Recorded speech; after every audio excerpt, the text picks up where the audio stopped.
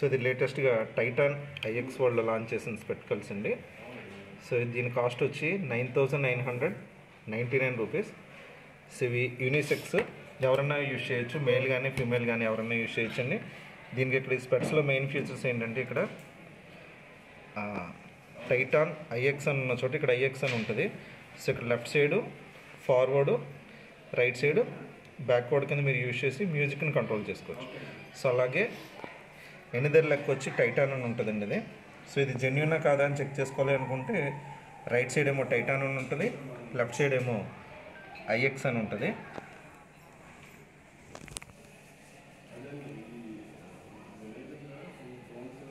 Okay, so IX అని ఉన్న తర్వాత ఇక్కడ మనకి మెయిన్ ఏంటంటే ఇక్కడ బ్లూటూత్ డివైస్ కూడా ఉంటుంది.